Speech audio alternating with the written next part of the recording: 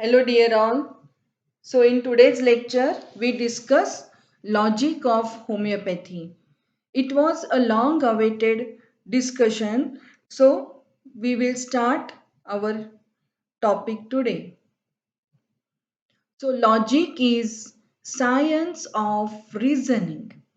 Every person is using logic, but he doesn't know that he is using logic. Every homeopath uses logic while prescribing homeopathy. He applies logical principles.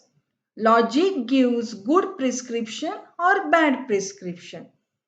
It means whatever decision he is taking, it is with the reasoning. So, logic is of two types: logic of form, that is formal logic, and second is logic of reality, that is logic of truth. Logic of truth is of again two types: inductive logic and deductive logic. What is formal logic? Formal logic is false logic because it is logic of form, means it is going to take only the outer account or outer skeleton of the phenomena. It takes no account of the matter of reasoning of the things reasoned about. Means what? It does not consider the truth behind the phenomena.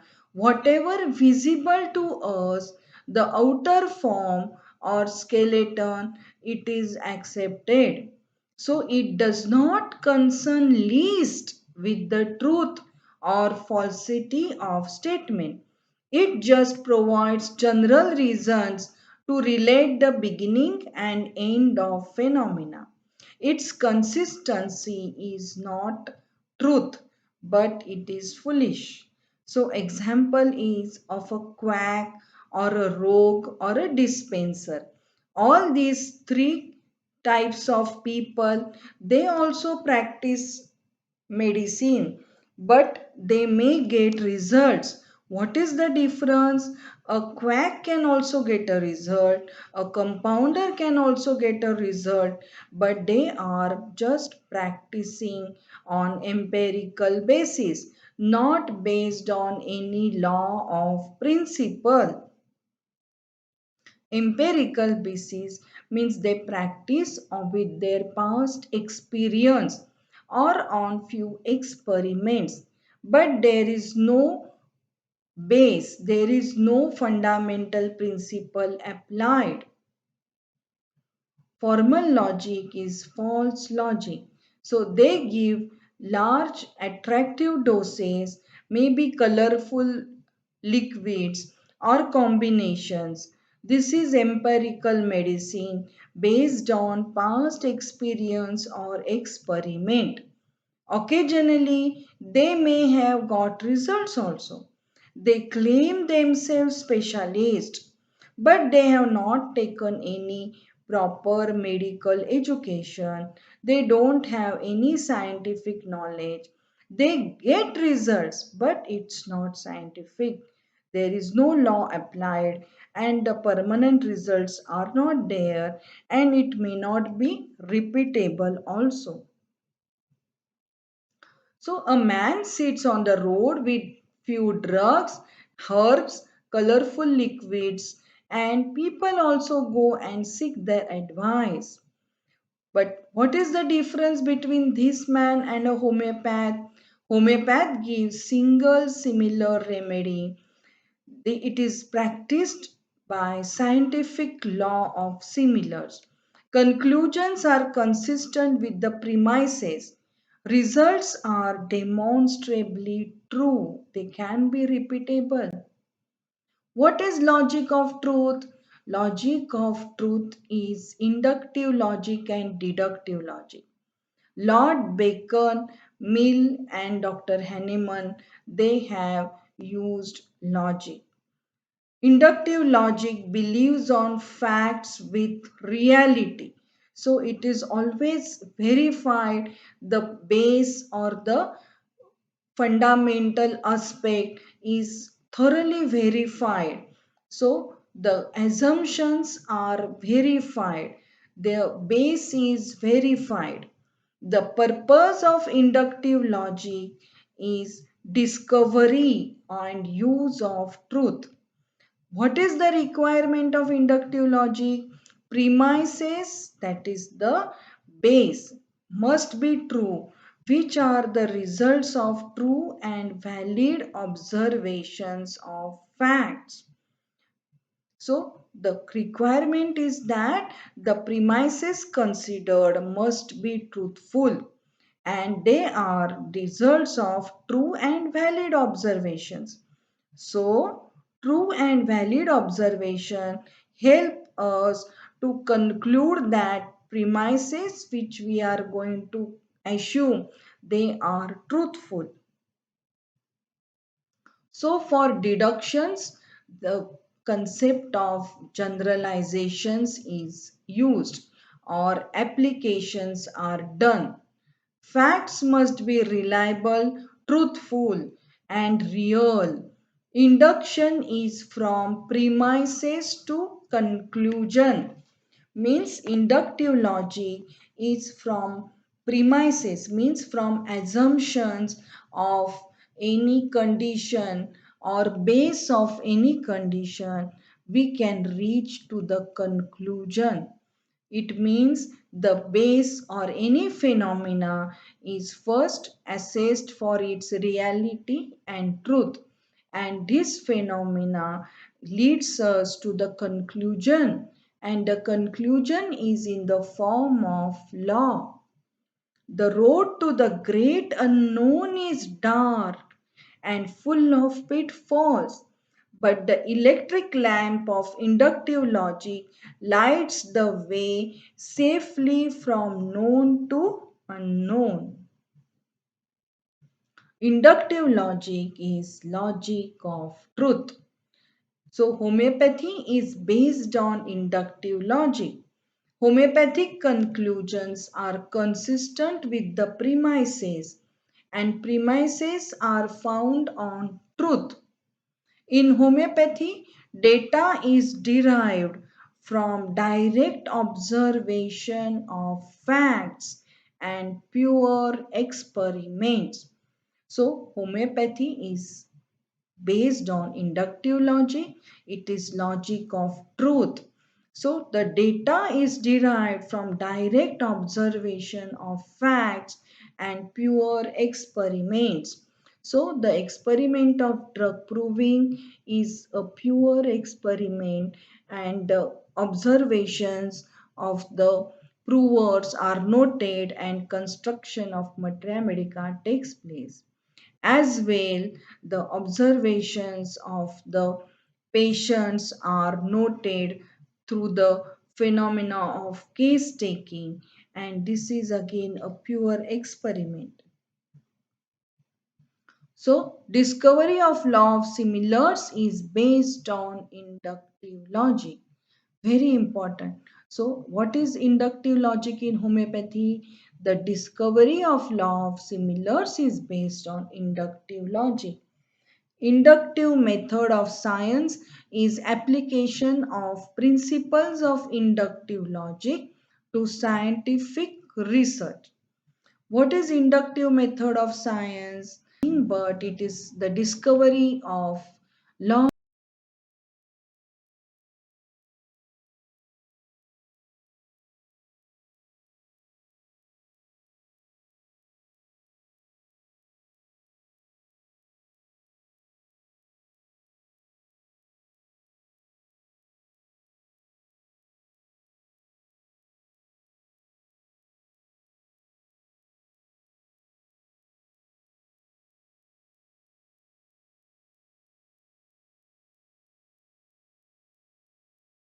of similars is based on inductive logic.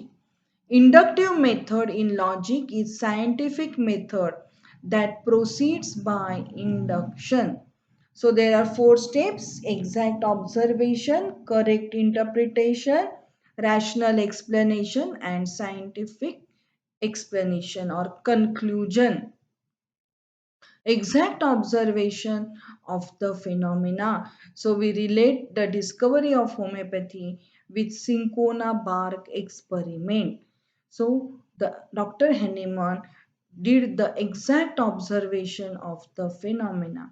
So he was translating Materia Medica written by Cullen, and it was written that in this book that cinchona cures malaria because of its bitter taste. But Hahnemann, with his inquisitive mind, how he could accept this? It was not possible for his scientific mind to accept this statement. So, what he did, all of us know, he performed a cinchona bark experiment on himself. So, correct interpretation of observed facts so that to understand it in relation to each other.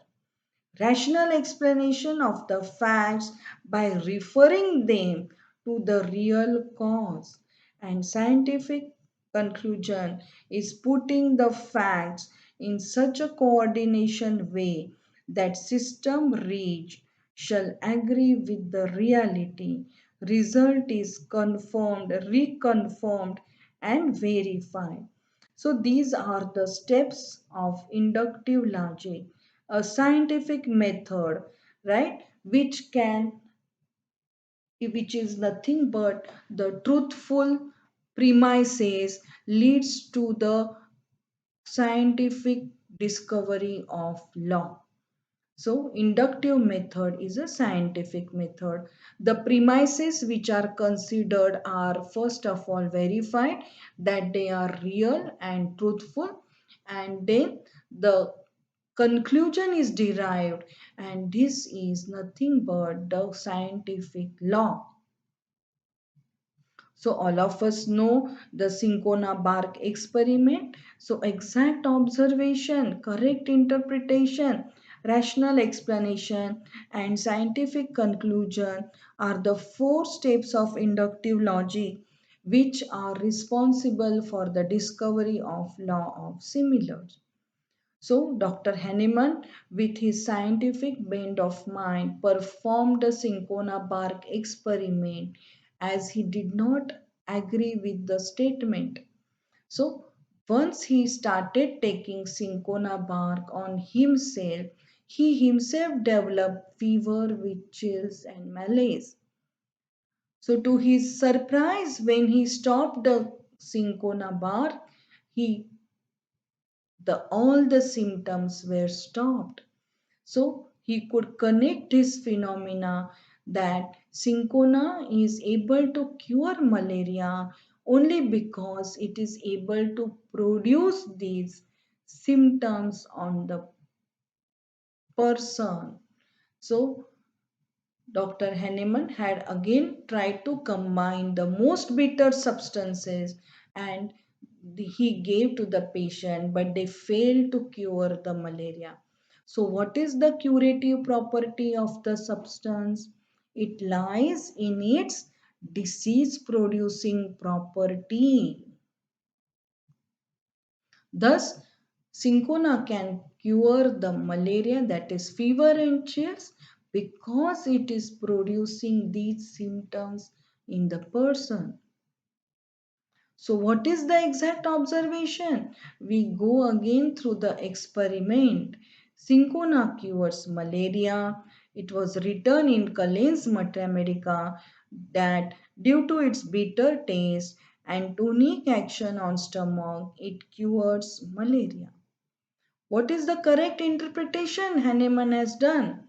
Cinchona cures malaria not due to its bitter taste and tonic action on stomach, because Dr. Hahnemann had combined most bitter substances and he tried on the patients but they failed to cure. So, what is that curative property of cinchona? That it produces fever and chills. So, third step, rational explanation. Cinchona cures malaria not because of its bitter taste and tonic action on stomach, but because it produces malaria-like symptoms. The scientific explanation: disease curing property lies in the disease producing property of the drug substance. Similar disease symptoms are removed by remedy which has the ability to produce similar affections. So this led to the discovery of law of similars. This is inductive logic. From a particular experiment, general law is derived. So, discovery of homeopathy is based on inductive logic. Cinchona bark experiment is the most famous, which Dr. Hahnemann had performed himself, and this is repeatable, it is confirmed, it is verified, it is demonstrably true. Cinchona cures malaria not due to its bitter taste and tonic action on stomach, but it produces fever and chills. Dr. Hahnemann himself took 4 grams of good china twice a day. He found that he developed fever, chills, and when he stopped the cinchona, the symptoms disappeared. So, cinchona bark experiment led to the confirmation that cinchona cures malaria because it produces malaria-like symptoms. The disease curing property lies in disease producing property. Law of similars is similia similibus curenter. Derivation of law is from one experiment. So, particular to general means what? From a particular experiment, general conclusion is derived. Mill's theory of causation. So, Mills has given his theory for searching the cause of phenomena. What for we are going to discuss? The theory with its 4 steps helps us for the connection of cause with the phenomena. So it is method of agreement. A condition uniformly present is assumed to be the cause of condition or phenomena. So we don't go with the words which may be not, which we find very difficult. So simple explanation is that let us assume that any phenomena is present. Let's assume that this is the cause of the phenomena. So let's assume that the cause A is responsible for the phenomena. So example, so we take just this example: earthquake of some few millimeter distance in the tectonic plates of earth in the center of ocean causes 700 meters high tsunami waves at seashore. So, what is the cause of tsunami waves which are seen at seashore? So, where is the cause? Is the cause at seashore or it is deep in the center of ocean? So, let's assume that earthquake which takes place in the center of ocean is the cause of tsunami waves. So, let's continue further. Second is method of difference. That means if the phenomena takes place, the cause must be present. And if the phenomena doesn't appear, then the cause is also not present. So the method of difference is happening of an event when that condition is present and absence of the event when condition is absent. So here the condition is nothing but cause. So, if this phenomena is there, then the assumption is acceptable. So, here with our example, let's consider if there is an earthquake in the center of the earth, then you may find the tsunami waves. If there is no earthquake, you will never get tsunami waves. So we go further. Method of concomitant variation. If there is variation in the intensity or similar degree in the condition or in the cause, then event establishes causal relation. So if the cause is having more intensity, the phenomena also comes in higher intensity. So if there is a severe earthquake, there will be very high tsunami waves. And if there is just mild earthquake, then the tsunami waves which will be hitting the seashore, the height will be less. So this is a relationship. So method of concomitant variation. Fourth is method of residue. It means what? Suppose without earthquake still the tsunami waves are coming, it means earthquake is not the only cause. There must be some other causes which you have to find. This is method of residue, that is method of subtraction. So we see what is given. After subtracting from a phenomena the part due to causes already established, the remainder is due to some other cause. So derivation of law of similars. Let's see what is the situation with our homeopathy. Cinchona cures malaria not because of its bitter taste but its ability to produce fever and chills. It is reproved, confirmed, verified. So law of similars is derived, which is a truth. So the method of residue, that cinchona is able to cure malaria only if it is able to produce the same symptoms. So this is method of residue. If cinchona is not able to produce the symptoms of fever and chills, it will not cure malaria. So method of residue.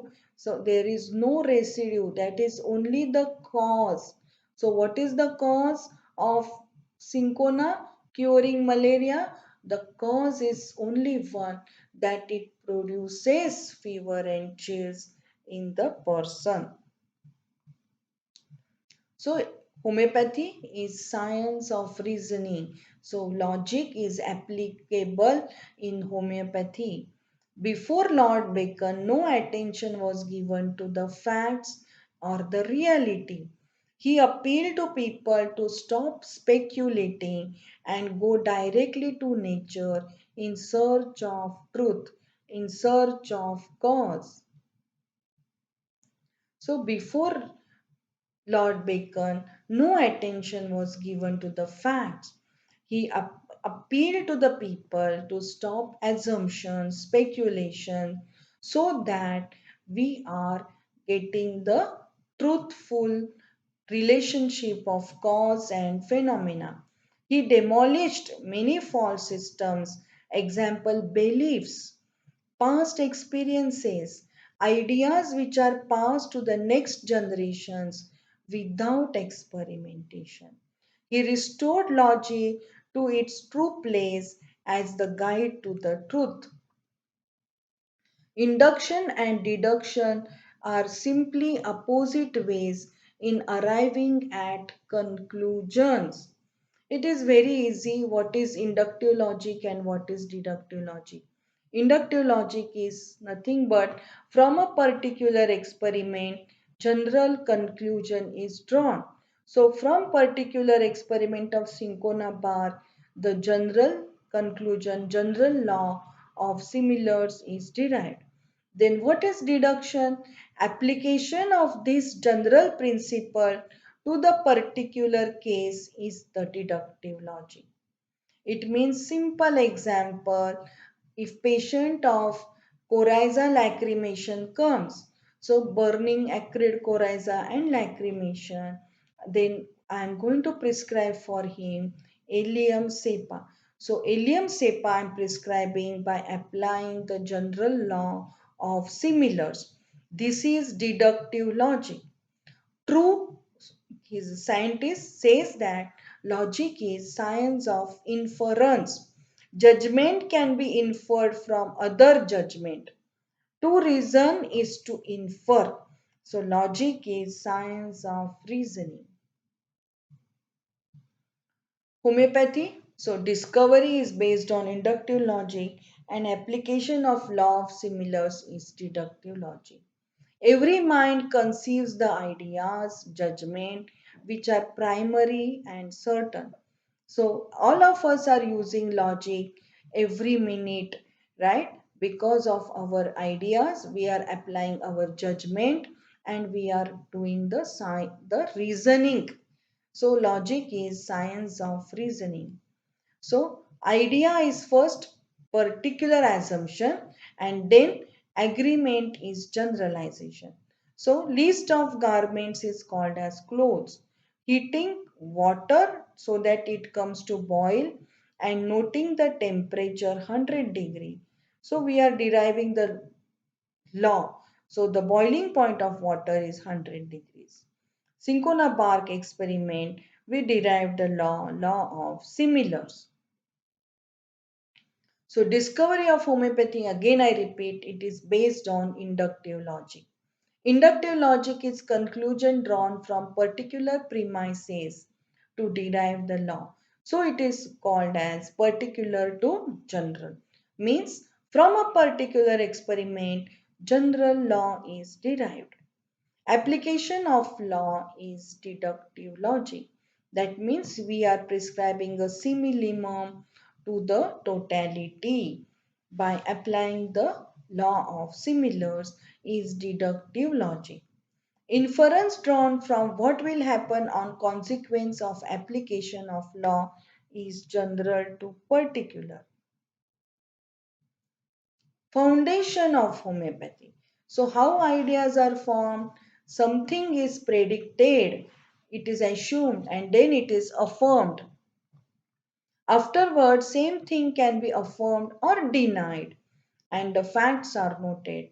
So, foundation of homeopathy is based upon solid concrete composed of broken rock of hard facts united by the cement of great natural principle, that is our law of similars.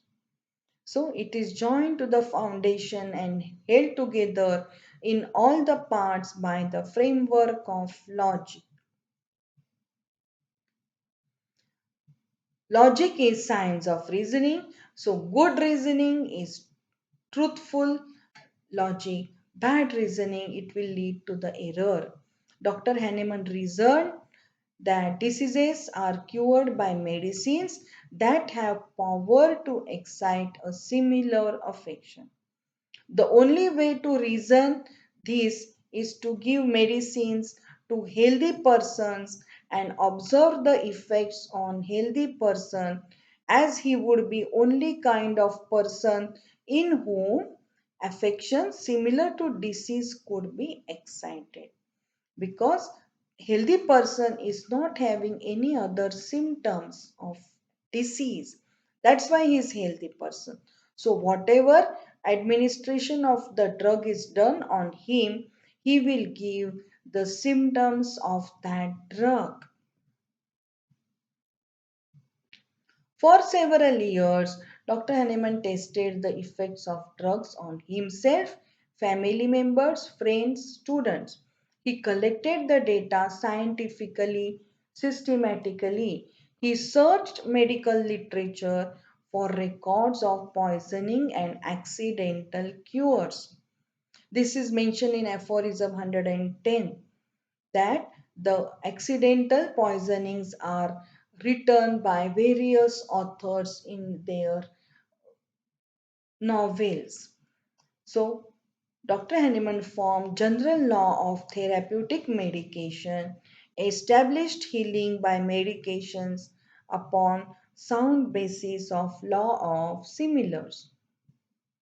Yes, now the application of logic in homeopathy, all these concepts we are applying logic. So, first is characteristic symptoms. So, how we are going to conclude that they are characteristic symptoms? Patient doesn't tell us that this is my characteristic symptom. Physician has to derive and understand and label the symptom as a characteristic. So this method we can do by giving reasonings. So this is nothing but we are applying logic. So characteristic symptoms are general symptoms or generalizations inferred or deduced from particular symptoms by the logical process of generalizing. Pulsatilla is aggravated in warm room and better in open air. Wants windows open. Hepatulp is aggravated by cold air. Wants windows closed. So this becomes a characteristic symptom which individualizes the patient. So individualizing the remedy helps in differentiation of remedy. So characteristic symptom we are going to pick up from the patient's totality. How a symptom becomes characteristic? It becomes characteristics by virtue of its intensity. 3 mark burning pain in throat is a characteristic symptom. So intensity is very important and other factors are the characteristic symptom is getting PQRS by virtue of its peculiar location, sensation, modalities, and concomitants. So, this is the way it helps the physician to choose the symptom and label it characteristic. This he is able to do by the science of reasoning, by logic. So, what is pathological unity of symptoms? This is nothing but it helps in arriving at nosological disease diagnosis. So, what is diagnosis of disease? It is not just done on one symptom, but on group of symptoms which are logically correlated. If disease symptoms taken separately without regards to the individuality of general abnormal condition, the internal abnormal state of organism which we call diseases is made manifested externally by signs and symptoms. So, example, we are going to diagnose the patient with tuberculosis. So, one patient may have evening rise of temperature, weakness, and appetite loss and weight loss. So, these four symptoms are enough to diagnose tuberculosis, and clinically they should be related with the X-ray chest and blood investigation. Other patient may present directly with cough more than 15 days, 1 month, hemoptysis, pain in chest, weakness, and again you have to correlate clinically, do the investigations. So all this is done by applying logic, that is your reasoning. So this helps in arriving at disease diagnosis. Symptoms help to classify the disease. Disease is named after the names of pathogens. Example, tubercular bacilli, it is tuberculosis. Pneumococci, it is called as pneumonia. Salmonella typhi results in typhoid. So collection of symptoms which are logically correlated. The pathological forms, it is based on inductive logic. Generalization of these symptoms is done logically. Totality of symptom, again physician constructs the totality of symptoms by science of reasoning. Logic constructs the whole. By generalizing it gives concrete form of case. True totality is not numerical totality. It is the logical analysis and evaluation is done. And there can be exception to the rules, no doubt. So a prescription is made of remedy which has the counterpart similar to the found in the homeopathic materia medica. So the entire process of analysis and evaluation is based on reasoning, that is based on logic. The exceptions to the rules means with the our laws I am analyzing and evaluating the symptoms, but sometimes a strong general can be raised to the more than a weak mental symptom also. So the exceptions are there, but again exception to the rule is again nothing but the science of reasoning. Individualization means the mental generals and physical generals of the symptoms are the symptoms of the patient. They are very near to man. Example, craving ice cream. The smile on the face comes readily on this person. So these symptoms are nothing but very near to man. These symptoms are fine, subtle, dynamic.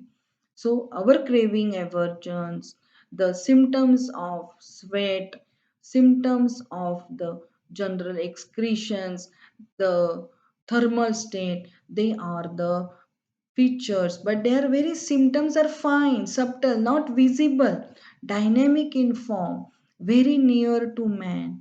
And these are the individualizing features of man.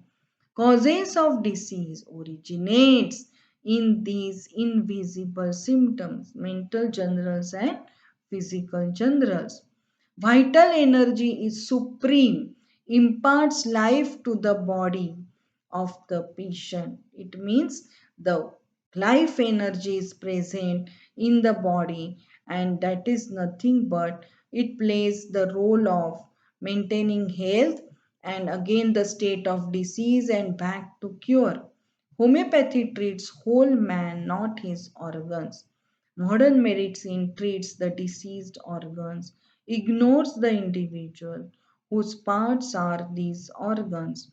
Homeopathy treats the causes. So the causes originate in the invisible interior of man. So where do they originate? So they originate in the generals of the man. For example, today if the patient is diagnosed of liver cancer, so is it that it was not there yesterday? Is it that it was not present 8 days ago? It was present, but it was in the invisible form. So, disease is the causes are originating in the invisible interior of man. Invisible interior are nothing but dynamic symptoms expressed as his general symptom, and the pathology in the organ is the expression of these causes. So they are the effects of the causes. So pathology seen externally is the expression of the disease or effects of the disease. So disease is totality of symptoms, nothing but of mental general, physical generals and physical particulars. Physical particulars are having location, sensation, modalities, and concomitants. Examination of symptoms is done and record of symptoms is put to correlate the symptoms to homeopathic materia medica. Examination of homeopathic materia medica is done by indexing, by repertory, and all this process is going by physician applying his logical mind. So, individualizing features of the patient are nothing but first the general symptoms, his nature, his general symptoms are the individualizing features. The particular symptoms are of the disease. So, in the modern medicine, it gives importance to the symptoms of the organs, which are the symptoms of the expression of the disease. So, disease originates or it is having causes which are in the invisible nature, in the interior of man. So, modern medicine just considers the exterior of man, that is nothing but his organs and having the pathology. If prescription on intuition, that is imagination, not on individualization, then it's not proper, not on rules. Prescriber must reason on facts and propositions. Principles which govern are on applied logic. Logic is science of reasoning. Science is application of principles to art and life. Principles are derived from facts by the reasoning. Reasoning is conducted according to laws. How to reason scientifically is necessary to know for homeopathy. So all this is theoretical part which the physician is performing his role of individualizing the case, forming the totality of symptoms, choosing the characteristic symptoms for the selection of homeopathic materia medica, giving the importance to the patient's nature and general symptoms for the selection of the remedy, doing analysis evaluation. All these processes he is going to perform by applying the logic.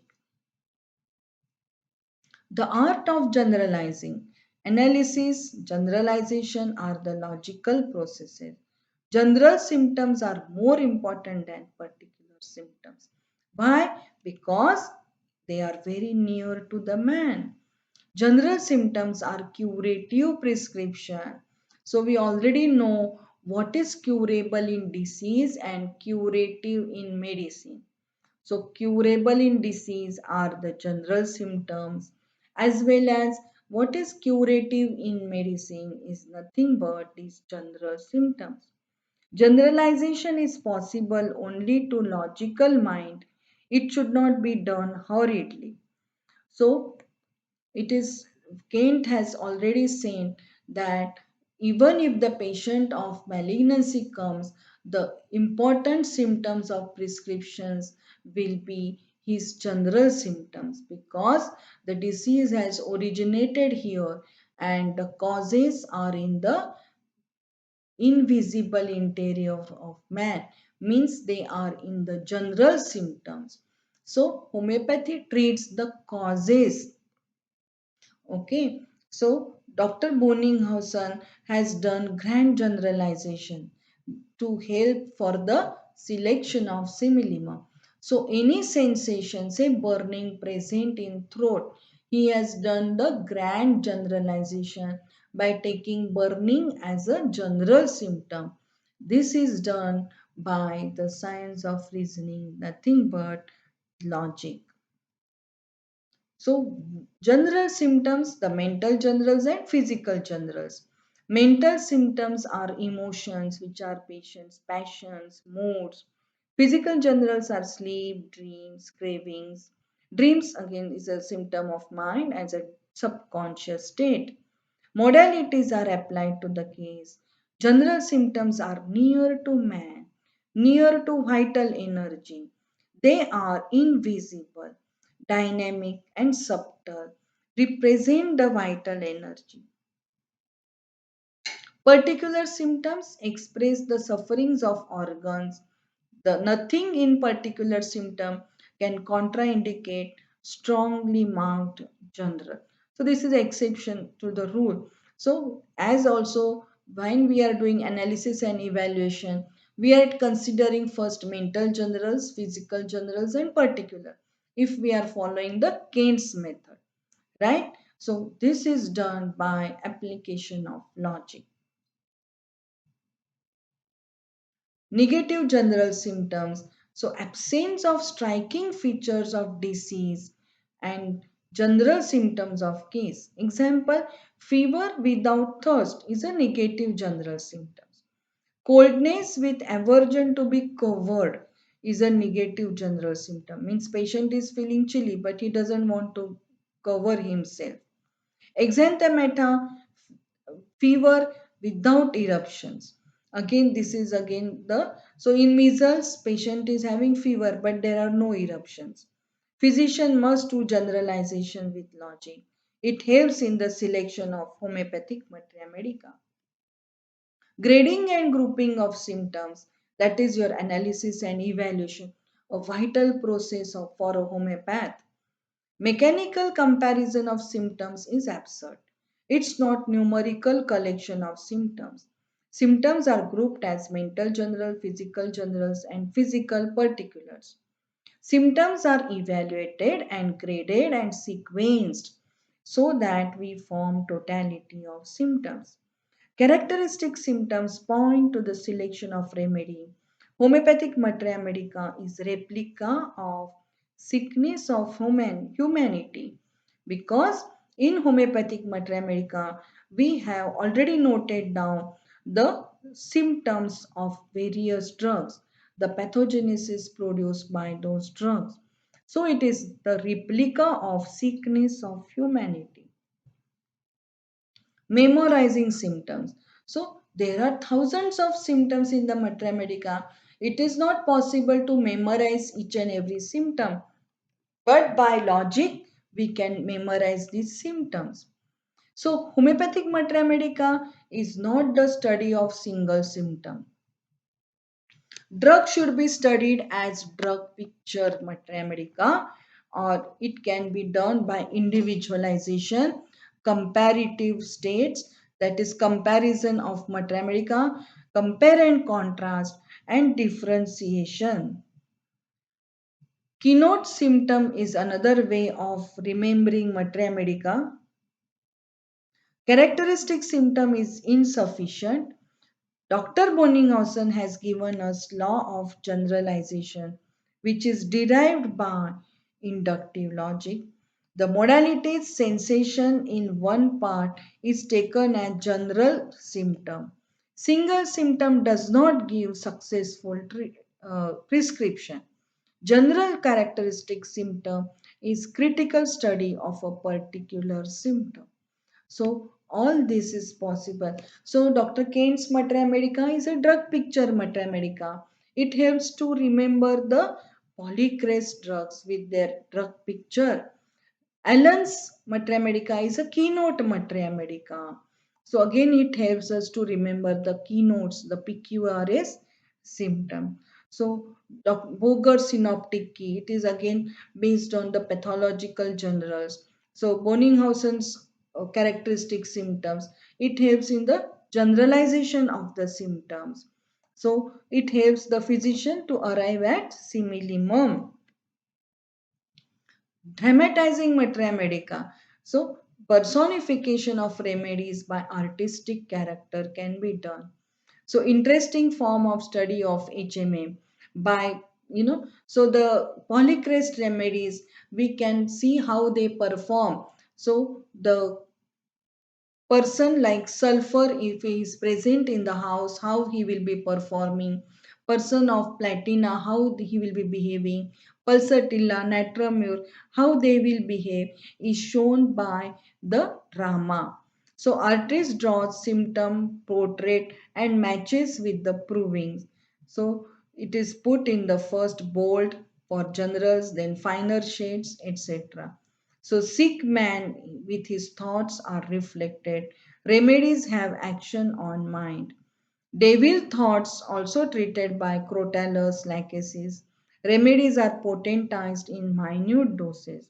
So, even if any figures and characters we watch in movies, we can identify the remedies. Generalizing for repertory work. Bonninghausen's repertory is law of generalization. Mental symptoms are the general symptoms. Example malicious, but patient does not tell. Physician has to interpret by logical processing. So it is difficult for the physician, but by using logic, by using the rules, physician can perform all these mental process. This deduction is from process of carefully observed facts, not just from reasoning. So, principles which govern the art of generalization are: mind must be free from bias or preconceived ideas. He should be unprejudiced observer. Subject must be clearly defined within limits. The phenomena must be determined by actual observation or experimentation with aim its true. All the phenomena must be gathered, no fact must be omitted. So totality of symptom must be constructed. Facts must be clearly expressed exactly with precision. The phenomena must be recorded as facts free from speculation about their causes. So construction of homeopathic medica also should be in the pure form. There should not be any change, adulteration. The correlation is done between the true facts and generalization. Generalization proceeds by bringing together similar related phenomena in group. Particulars are appropriately grouped leads to generalization. Fact should be inevitably seen. An analysis is followed by synthesis. The law of causation. So again, by applying logic, we are going to correlate the cause and the disease relationship. So in the field of medicine, we are searching the causes of disease. Every disease has number of causes. So to correctly logically search the cause of disease, Mill's theory of causation induction is helpful. Keynotes and characteristic symptoms are important in the proving. So example, pulsatilla is better in open air and worse in closed room. So this the patient with these modalities helps us to arrive at the remedy selection. Generalization is drawn from particular symptoms in many provers. The theory of induction by Mills is based on notion of cause, any phenomena to search the truth of its causes in relation with disease and its causes. Facts are important, their true conception is important. Trustworthiness of facts depends upon unprejudiced observer. Reliability of facts depends upon not just observations and reasoning, but upon true conception of facts. Gibbon says the science is in the mind, not in the things. Succession of facts for the phenomena, it is continuous. The antecedent of the phenomena is cause.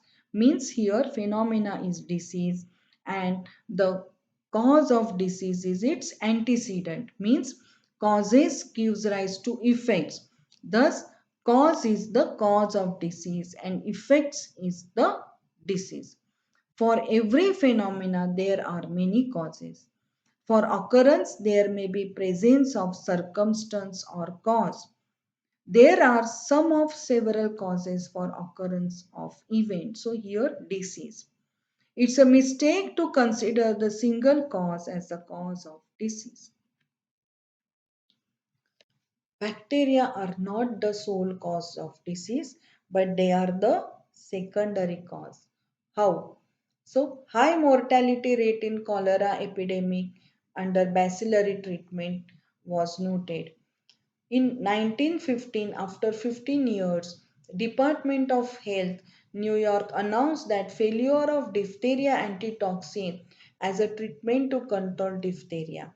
Ignorance of law of causation is the strongest indictment, that is written paper that officially accuses someone of a crime.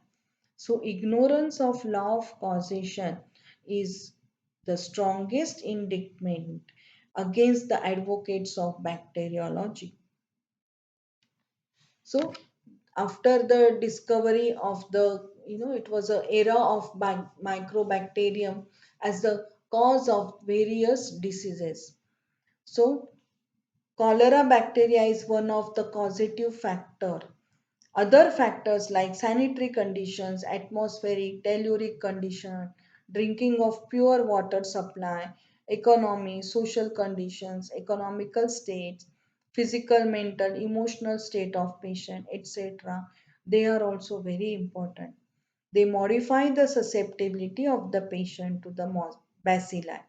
Mortality rate with the treating the patients with homeopathy was 4%, but with the old school treatment it was 70%.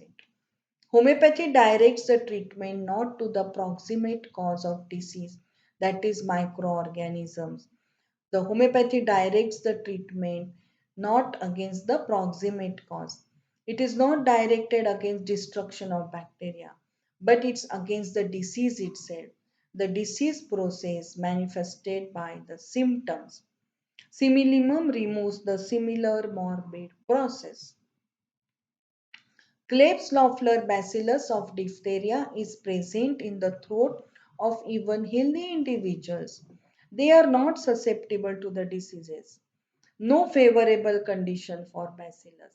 So the disease will take place only when the favorable condition takes place for the microorganism. Bacteria are one of the many causes of disease. Other condition, that is soil, that is susceptibility, must coexist and act before they can cause disease. So any disease can be caused by two factors: the presence of the bacteria or microorganism, and the most important, the host susceptibility or host immunity or soil. So both must coexist. Then only disease can be caused. So it was a discussion on logic, and its application is seen on all the fields in homeopathy. Thank you.